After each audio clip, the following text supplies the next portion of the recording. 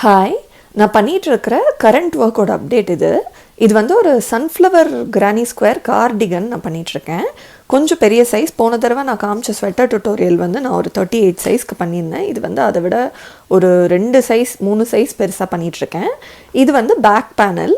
நான் வந்து உங்களுக்கு போன ஸ்வெட்டர் டுட்டோரியலில் எக்ஸ்பிளைன் பண்ண மெத்தட் மாதிரியே உங்களுக்கு வந்து என்னோடய பேக் பேனலோட வித்து வந்து ஷோல்டர் வித்து, லெங்த் வந்து என்னோடய கார்டிகனோட லெங்த் அந்த மாதிரி வச்சு தான் நான் பண்ணியிருக்கேன். நான் வந்து கரெக்ட் சைஸில் வரத்துக்காக நான் ஒரு பேப்பர் பேட்டர்ன் பண்ணிவிட்டு அது மேலே வந்து நான் பேக் பேனலை வச்சு அதே மாதிரி பண்ணிப்பேன். உங்களுக்கு பேப்பர் பேட்டர்ன் வந்து நார்மலாக தைக்கிறதுக்கு எல்லோரும் ஒரு சுடிதாருக்கு இல்லை டாப்புக்கு போடுற அதே மாதிரியான பேப்பர் பேட்டர்ன் தான்.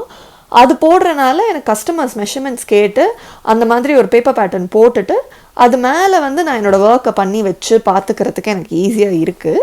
நான் உங்களுக்கு வேணும்னா ஒரு பேசிக் பேப்பர் பேட்டர்ன் எப்படி பண்ணுறது அப்படின்னு ஒரு டுட்டோரியல் போடுறேன். ஆனால் என்ன, உங்களுக்கு இந்த மாதிரி பேப்பர் பேட்டர்னில் உங்களுக்கு வந்து கை வந்து ஆர்ம் ஹோல் வரும்.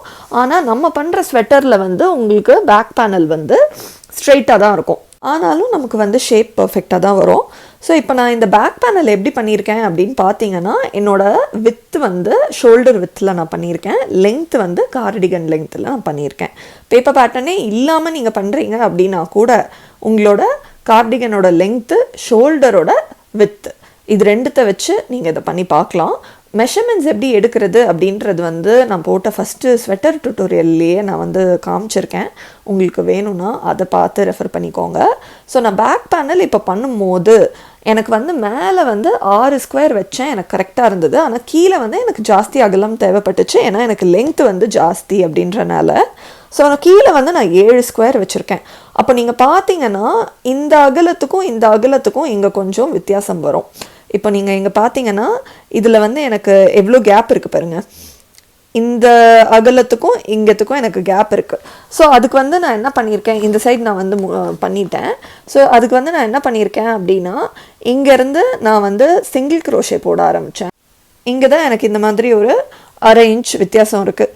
ஸோ அந்த 1/2 இன்ச் வித்தியாசத்தை வந்து கவர் பண்ணுறதுக்கு சிங்கிள் க்ரோஷே போட்டு இங்கே வரைக்கும் வந்துட்டு எனக்கு இங்கே எக்ஸ்ட்ரா இருக்கிற இடத்துல ஒரு ட்ரிபிள் க்ரோஷே போட்டதுக்கப்புறம் டபுள் க்ரோஷே போட ஆரம்பிச்சிருக்கேன்.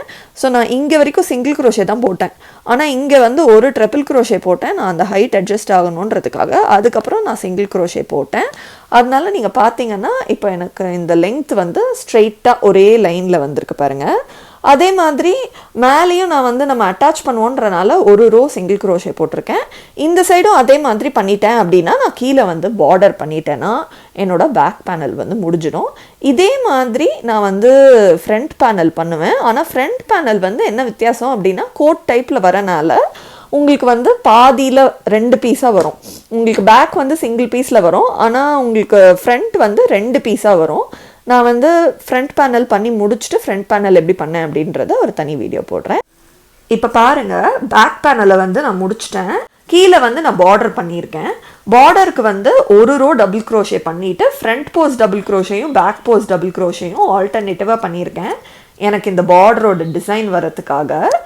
சைடில் வந்து இந்த சைட்லேயும் நான் அதே மாதிரி தான் டபுள் க்ரோஷே கண்டினியூ பண்ணியிருக்கேன். இங்கே மட்டும் நான் கம்மி ஸ்கொயர் இங்கே வச்சுருக்கேன் அப்படின்றனால ஒரே ஒரு ட்ரிபிள் க்ரோஷே பண்ணிவிட்டு மறுபடியும் டபுள் க்ரோஷே ட்ரை பண்ணியிருக்கேன். இங்கே இந்த சைடும் ஒரே மாதிரி பண்ணியிருக்கேன். மேலே வந்து 2 ரோ சிங்கிள் க்ரோஷே பண்ணியிருக்கேன், கீழே வந்து பார்டர் பண்ணியிருக்கேன். இப்போ இதோட என்னோட பேக் பேனல் வந்து முடியுது. பேக் பேனல் முடிச்சிட்டேன் அப்படின்றதுனால நான் இதுக்கு மேலே ஃப்ரண்ட் பேனல் பண்ண போகிறேன்.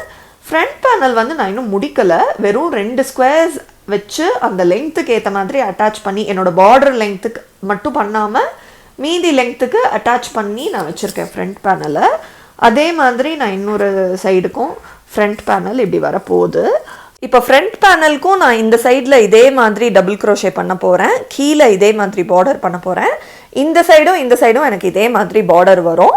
ஸோ நான் அப்படி பண்ணி ஃப்ரண்ட் பேனல் முடித்ததுக்கப்புறம் இங்கே வந்து நான் ஷோல்டர் அட்டாச் பண்ணுவேன். ஷோல்டர் அட்டாச் பண்ணிவிட்டு ஆர்ம் ஹோலுக்கு மட்டும் கேப் விட்டுட்டு சைடில் ஃபுல்லாக நான் அட்டாச் பண்ண போகிறேன். சைடில் ஃபுல்லாக அட்டாச் பண்ணதுக்கப்புறம் எனக்கு வந்து இந்த பீஸ் ஃபுல்லாக ரெடி ஆகிடும். அதுக்கு மேலே வந்து நான் வெறும் ஸ்லீவ்ஸ் மட்டும்தான் பண்ணணும். ஃப்ரண்ட் பேனல் பண்ணி முடிச்சுட்டு நான் இதே மாதிரி வச்சு உங்களுக்கு காட்டுறேன். எல்லா வீடியோஸையும் மிஸ் பண்ணாமல் பார்க்குறதுக்கு நம்ம சேனலுக்கு லைக் பண்ணுங்கள், ஷேர் பண்ணுங்கள், சப்ஸ்கிரைப் பண்ணுங்கள். பை.